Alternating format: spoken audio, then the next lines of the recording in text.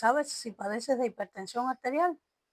¿Sabes además cuáles son los requisitos necesarios para la medición adecuada de la presión arterial? Pues sobre esto y otros temas estaremos conversando en el día de hoy. Como siempre te digo, soy Mayra, tu doctora de confianza, y hoy hablaremos sobre qué es la hipertensión arterial, cuáles son sus cifras y otros elementos que debes conocer sobre ella. La hipertensión arterial es una enfermedad crónica muy frecuente en el mundo. Alrededor del 90% de las personas padecen de ella y se diagnostica cuando la presión arterial se encuentra en cifras igual o mayor a 140,90 milímetros de mercurio, que es la unidad de medida para la toma de la presión arterial. 140, que es el primer número, corresponde con la presión arterial sistólica, que es la fase donde el corazón se contrae.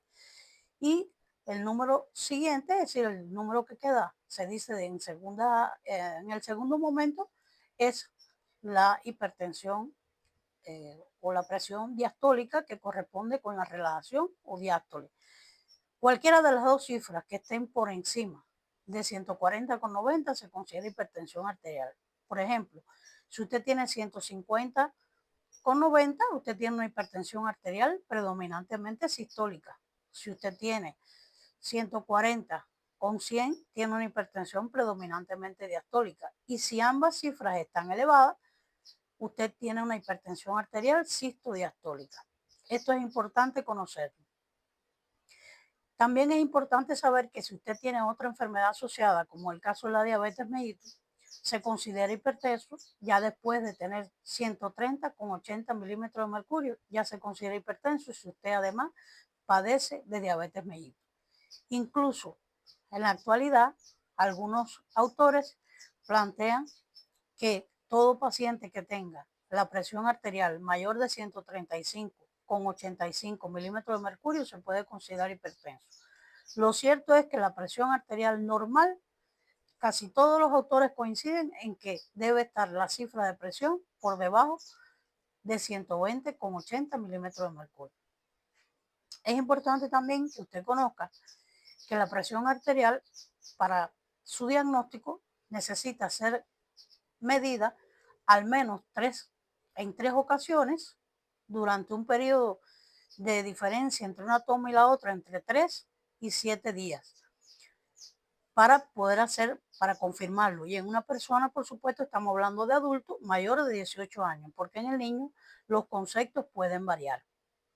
Otro elemento importante que hay que tener en cuenta es que, por ejemplo, es muy frecuente la llamada hipertensión de bata blanca, es decir, el paciente cuando acude a la consulta del médico se constatan cifras elevadas de presión arterial y sin embargo cuando es medida en su hogar, la cifra de presión arterial está normal. Eso es muy importante que se realicen las visitas a domicilio, incluso por personal no médico, personas entrenadas para esto, porque a veces las personas se predisponen, temen y en ese momento la presión arterial se constatan cifras elevadas y realmente no lo están. Y es muy importante saber si realmente la persona es o no hipertensa. Ahora bien, existe un grupo de requisitos o condiciones para poder medir adecuadamente la presión arterial. Primero, aclarar algo sobre el tema del equipo con el que se toma la presión arterial, es decir, el esfigmomanómetro. Ideal, el mejor esfigmomanómetro que existe es el esfigmomanómetro de mercurio, que prácticamente no se fabrica por contener mercurio, pero es el más exacto de todos los equipos para medir la presión. De no ser posible utilizar un esfigmomanómetro de mercurio, que realmente es muy escaso encontrarlo ya, se utiliza el esfigmomanómetro de aire, que el que conocemos, el manual, insuflando la perita para tomar la presión arterial. Los esfigmomanómetros digitales, que son muy ampliamente distribuidos en estos tiempos, tienen que estar avalados por la Asociación Británica de Hipertensión, es decir, que tienen que tener una marca reconocida para que usted pueda utilizarlo y que considere que esas cifras son fidedignas.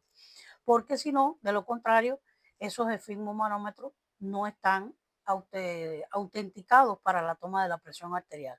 Los que se utilizan en la muñeca se considera que no son fieles para el uso de la presión arterial y mucho menos los medidores de presión arterial que traen los relojes, los smartwatch de última generación, porque tampoco son fieles a lo que realmente a la cifra de presión que usted tiene. Ahora bien, usted tiene que conocer cuáles son algunos elementos para la toma de la presión arterial, que como decía, algunos dependen del paciente, otros están en relación con el equipo, es decir, con el equipo que usted va a medir la presión arterial, y otros están en relación con la técnica que se emplea para la medición de la presión arterial. En primer lugar, la persona para que le sea tomada la presión arterial debe haber guardado reposo al menos 5 minutos antes de la toma de la presión arterial. Incluso hay algunos autores que plantean hasta 15 minutos antes de tomarse la presión arterial. En segundo lugar, es importante no haber fumado o no haber tomado café al menos 30 minutos antes de la toma de la presión arterial.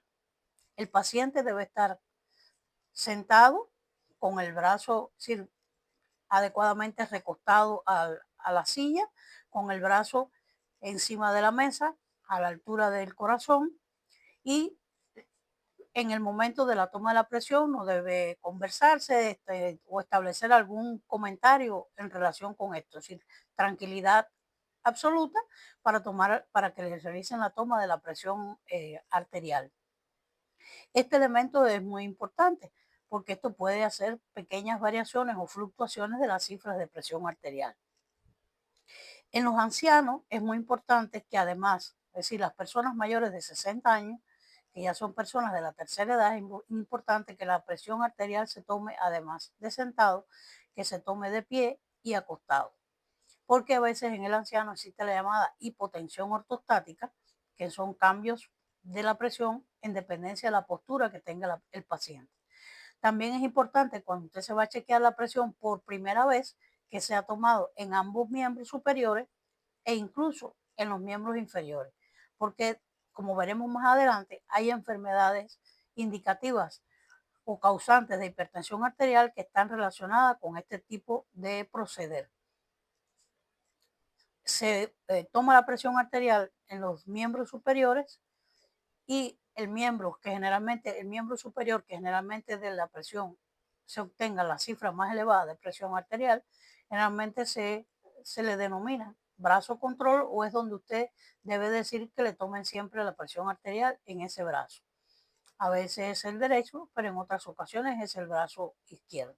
Esas son las cosas que dependen fundamentalmente del paciente. Ahora, lo que depende del equipo, bueno, el manguito de goma inflable, es decir, el equipo como tal, esto que le envuelven en el brazo, debe abarcar los 2/3 del brazo, porque a veces o es muy pequeño o es muy grande y también puede falsear el resultado de la presión arterial.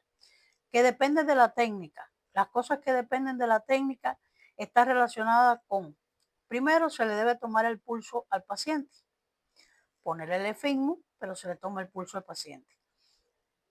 Se comienza a insuflar el efigmo y cuando el pulso desaparece, se aumenta alrededor de 20 o 30 milímetros de mercurio por encima de donde el pulso desapareció para entonces despacio ir extrayendo o disminuyendo el aire contenido en el efigmo. El primer ruido correspondería con la presión sistólica y cuando se deja de escuchar correspondería con la presión diastólica, que es el llamado ritmo de Kirchhoff. Ahora bien, estos son elementos fundamentales porque muchas veces las personas desconocen este tipo de toma de la presión, de cómo se toma correctamente la presión arterial. Y muchas veces por desconocimiento, alguna persona que no tiene conocimientos de medicina le toma la presión arterial y la cifra, por supuesto, es incorrecta. ¿Qué otro elemento queríamos hablar? Queríamos hablar de la llamada hipertensión sistólica aislada. La hipertensión sistólica aislada es aquella cifra de presión arterial que se presentan generalmente en las personas ancianas mayores de 60 años, donde la presión arterial sistólica está por encima de 140 milímetros de mercurio y la presión arterial diastólica está en 90 o menos milímetros de mercurio. La hipertensión arterial sistólica clásica, aislada, es cuando la presión arterial sistólica está por encima de 160 y la diastólica está por debajo de 90 milímetros de mercurio. Esto es importante, ¿por qué? Porque la hipertensión sistólica aislada o de la máxima indica una gran ateromatosis, indica por lo tanto posibilidad de que esa persona desencadene un evento cerebrovascular o un evento cardiovascular, porque indica que tiene un proceso avanzado de aterosclerosis en sus arterias. Imagínense que la presión arterial elevada causa de lesión o daño del endotelio vascular. El endotelio vascular no es más que la capa que cubre por dentro los vasos sanguíneos. Este endotelio vascular está por todos los vasos de nuestro cuerpo. Se dice que incluso el endotelio vascular es el órgano más grande que tiene el cuerpo humano. Que si usted todo el endotelio vascular lo pudiera desplegar, expandir, sería casi del tamaño del área de una cancha de fútbol. Así de tan grande es, porque está por todos los vasos sanguíneos de nuestro cuerpo, por todos los vasos del cuerpo.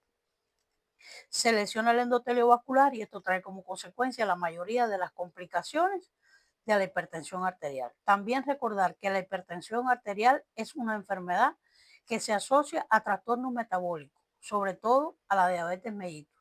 Por tanto, todo paciente hipertenso debe corroborarse por el personal médico que no esté padeciendo además de diabetes mellitus. Otro elemento importante a conocer de la hipertensión arterial son algunos elementos de la clasificación de la hipertensión arterial que después en el próximo programa abordaremos un poquito más de manera más profunda.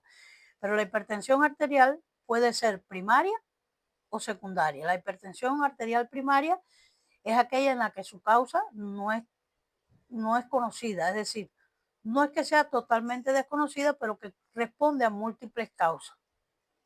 Un poco por estrés, un poco por sobrepeso u otras condiciones que producen aumento de la presión arterial. Pero está la hipertensión arterial secundaria, que responde a otro tipo de causa y muchas veces eliminando esa causa podemos evitar la hipertensión arterial. Por eso es importante conocer que existen causas de hipertensión arterial. Dentro de las causas fundamentales que les voy a adelantar estarían las causas renales. Es una de las causas fundamentales, sobre todo las personas que padecen de riñones poliquísticos, las personas que tienen estenosis bilateral de la arteria renal, es una causa importante. Afecciones endocrinas o metabólicas como el hipo y el hipertiroidismo. Algunos medicamentos como son los esteroides, la ciclosporina u otros citostáticos que se utilizan u otros medicamentos inmunomoduladores que se utilizan para determinadas enfermedades. Es decir, que es importante conocer y hacer un examen físico detallado para poder comprender o conocer si el paciente tiene una hipertensión primaria o una hipertensión secundaria. De tal manera que evitando esa causa que lo está produciendo, el paciente puede dejar de padecer de su hipertensión arterial si la causa, por supuesto, tiene una solución ya sea quirúrgica o sea desde el punto de vista de tratamiento médico o farmacológico o no farmacológico.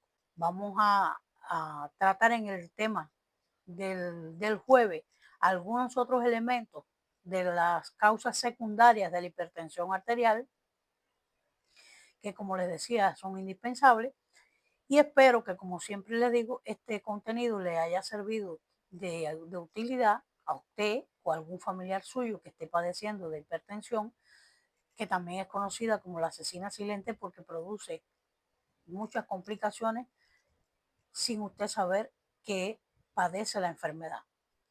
De manera que, como siempre les digo, si les gustó el contenido, denle un like y suscríbase al canal, que es muy importante para saber cuándo vamos a tener nuestro próximo encuentro, que debe ser el jueves a las 8 de la noche. Muchas gracias.